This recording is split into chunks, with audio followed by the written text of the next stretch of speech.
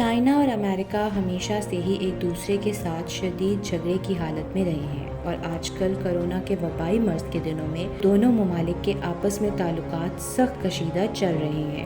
اس بات کا سلسلہ اس وقت سے جوڑا جا سکتا ہے جب دوسری جنگ عظیم کے وقت اقوام متحدہ کا قیام ہوا تو چائنا اور امریکہ کے تعلقات آپس میں کافی دوستانہ تھے اور تب ہی چائنا کو ویٹو پاور بھی دے دی گئی تھی۔ لیکن جب 1949 میں چائنا کی اپنی مملکت ہی خانہ جنگی کا شکار ہو گئی تو چائنا سے ایک حصہ کٹ کر علیحدہ ہو گیا، جسے اب تائیوان کہا جاتا ہے۔ ایک حصے کے الگ ہونے کے بعد یہ مسئلہ درپیش ہو گیا کہ اب اقوام متحدہ میں چائنا کی نمائندگی کون کرے گا۔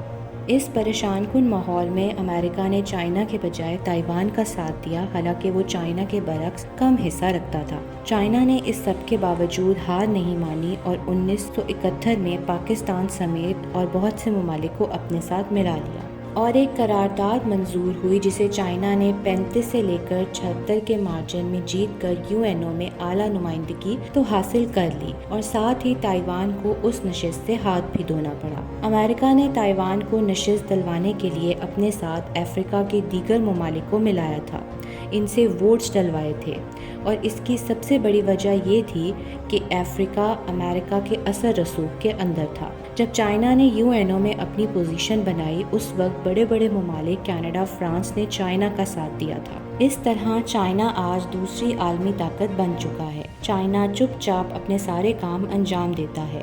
پہلے اس نے اپنی معیشت کو مضبوط بنایا اور ترقی یافتہ ممالک کی صف میں آ کر کھڑا ہو گیا۔ پھر اس نے دوسرے ممالک کی ترقی میں ان کی مدد کرنی شروع کر دی، جیسے پاکستان کے CPEC پروگرام کے لیے جتنا پیسہ چائنا نے دیا اس سے 6 گنا زیادہ مدد چائنا نے ساؤتھ افریقہ کے ڈیفرنٹ پروجیکٹس کے لیے کی۔ کووڈ-19 کے وبائی دنوں میں بھی چائنا اپنے سمیت ہر ملک کی بھرپور مدد کرنے کی کوشش کر رہا ہے۔ امریکہ اور دوسرے ممالک کا کہنا ہے کہ چائنا ترقی پذیر ممالک میں اپنے پروجیکٹ سٹارٹ کروا کر عالمی سطح پر ان کو اپنی مدد کے لیے راضی کرواتا ہے۔ چائنا ان تمام نیو پروجیکٹس کے لیے IMF سے قرضہ لینے کے بجائے اپنے ہی بینک سے قرضہ اٹھاتا ہے، جیسے سرمایہ کاری چائنا کے پاس ہی رہتی ہے۔ حقیقت تو یہ ہے کہ دنیا امریکہ کی جنگ و جدل اور گولہ بارودی سے تنگ آ چکی ہے، اس لیے وہ چائنا کا ساتھ دے رہی ہے، کیونکہ چائنا اپنے آپ کو تو ترقی یافتہ بنا چکا ہے، ساتھ ہی ساتھ وہ دوسرے ممالک کی ترقی میں بھی اپنا حصہ ڈال رہا ہے۔